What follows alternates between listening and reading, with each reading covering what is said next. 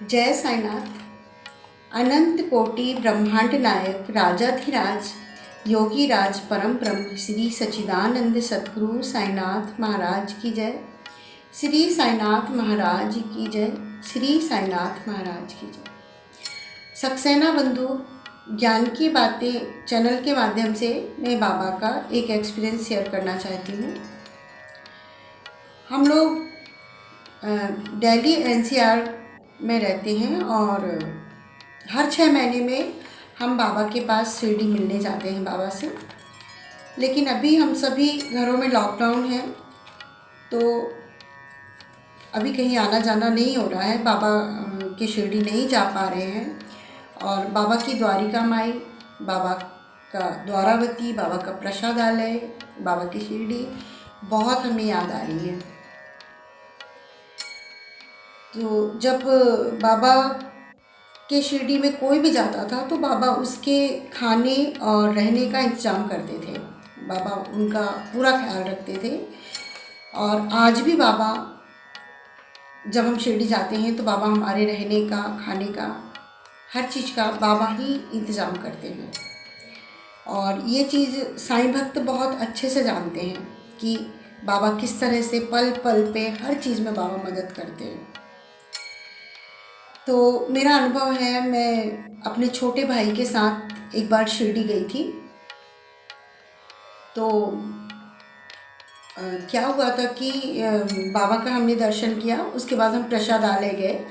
तो प्रसादालय में मैंने देखा कि बाबा का प्रसादालय में बाबा के यहाँ जो खाना बना हुआ था उसमें जो मेरी फेवरेट, जो मेरी पसंद की एक सब्जी है सहजन, तो वो मुझे बहुत पसंद है और वो बनी हुई थी। तो क्योंकि वो सहजन के पेड़ मेरे घर पे 4-5 पेड़ थे, बचपन से मैं देखती आ रही थी घर पे, मैं बहुत खाया करती थी, मुझे पसंद था।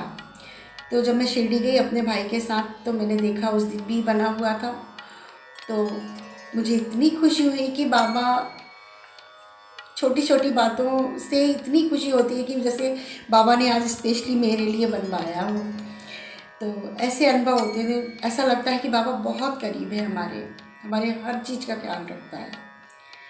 और प्रसादालय में खाना खाने के बाद एक अलग ही तृप्ति होती है जो हमें कहीं और खाना खाने के बाद नहीं होती है। घर पे भी हम खाते हैं, लेकिन हम जो प्रसादालय में जो हमें प्रसाद बाबा का मिलता है उसमें एक संतुष्टि होती है, एक अलग तृप्ति होती है, जिससे हमारी भूख शांत हो जाती है। तो अभी हम सब घरों में लॉकडाउन है और हम कहीं आ जा नहीं सकते हैं, तो हमें सभी नियमों का पालन करना है। और